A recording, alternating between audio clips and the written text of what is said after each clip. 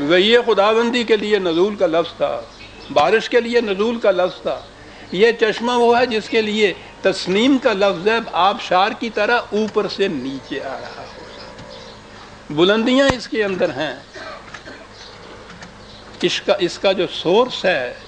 اس چشمے کا، وہ بلندی پہ واقع ہوا ہے، وہاں سے تمہارے ہاں آتا ہے اور پھر راستہ پوچھتا ہوا ہر پیاسے کی پیاس بجھاتا ہوا آگے چلا جاتا ہے۔ اس کے لیے جو کہا ہے کہ یہ مزاج اس کا یا ختام اس کا ہے، مہر سیل اس کے اوپر مشک کی لگی ہوئی ہے، مزاج میں تھوڑی سی آمیزش کر دی گئی ہے زنجبیل کی، تاکہ قوتیں اور حرارتیں باقی رہیں۔ کاہے کے لیے یہ کچھ کیا گیا ہے؟ ذالک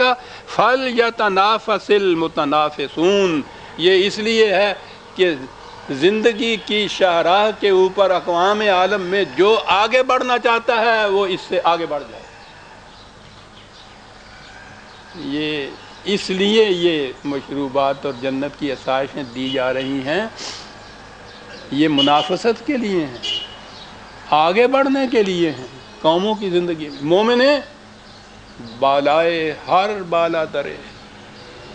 مومن کی شان یہ ہے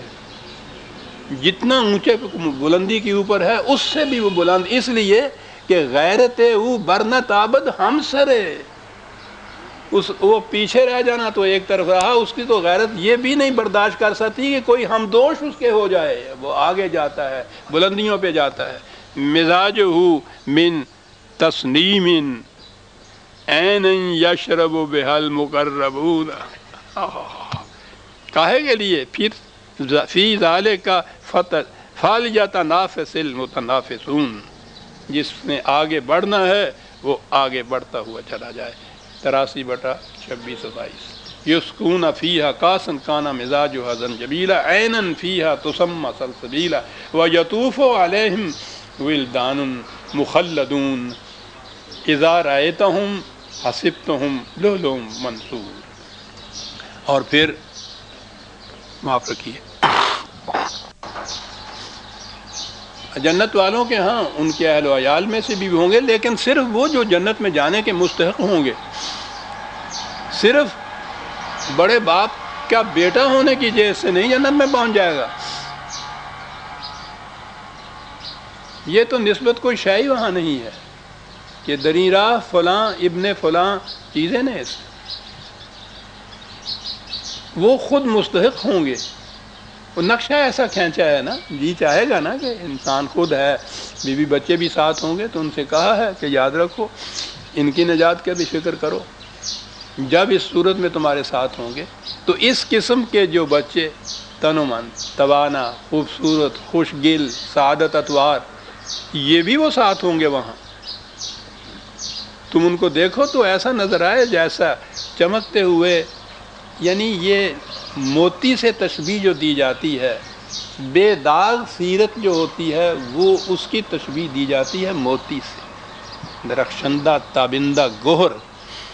گوہر تابندہ۔ اب نے یاد ہے کہ میرا ایک میری پیمفلٹ کا نام ہے ایک گوہر تابندہ، یہ فارسی زبان کا لفظ گوہر، عربی میں وہ لؤلؤ آ جائے گا۔ یہ تشبیہاً استعمال ہوتا ہے پاکیزہ بے داغ سیرت کے لیے۔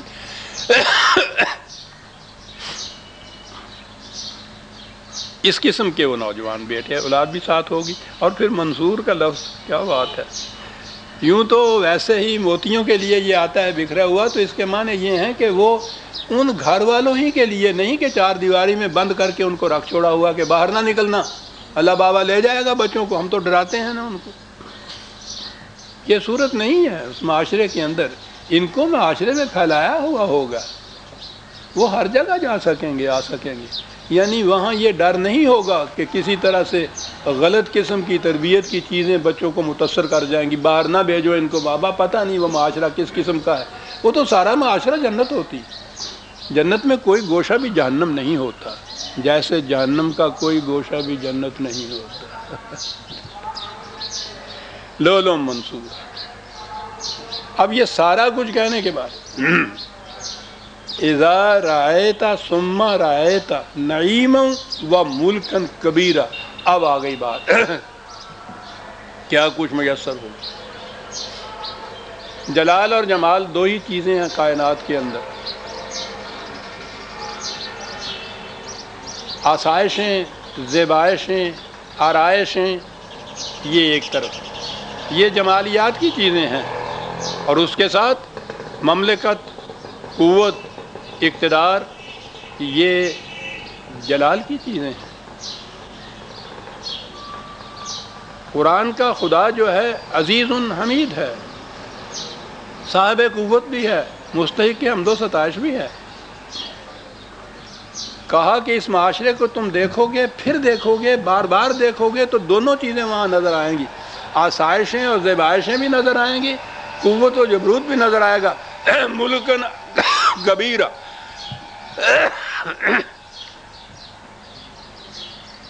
مملکت نظر آئے گی، بہت بڑی مملکت نظر آئے گی۔ یہی جو دو شہر مکے مدینے والے جو تھے، چند ہی سالوں کے عرصے کے اندر نبی اکرم صلی اللہ علیہ وسلم کی وفات کے وقت تو 10 لاکھ مربع میل پر مملکت مشتمل تھی، چند سالوں کے بعد حضرت عمر رضی اللہ تعالیٰ عنہ کے زمانے میں 23 لاکھ مربع میل پر مملکت میسر، سارا ایران، ادھر سے رومن کا وہ حصہ بازنطینی جو اس طرف تھا، وہ مصر کا علاقہ، اور یہ ادھر بلوچستان تک کا علاقہ، ذرا آگے چل کے ہم جو کہتے ہیں، وہ تو تاریخ اب آہستہ آہستہ انکشاف کر رہی ہے کہ صحابہ کے زمانے میں تو چین تک پہنچے ہوئے تھے۔ عظیم مملکت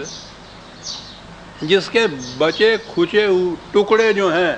آج بھی دنیا میں 44 آزاد مملکتیں مسلمانوں کی ہیں، انہی کے پھینکے ہوئے ٹکڑے جو ہیں ان کو ہم روزہ چینی کر رہے ہیں۔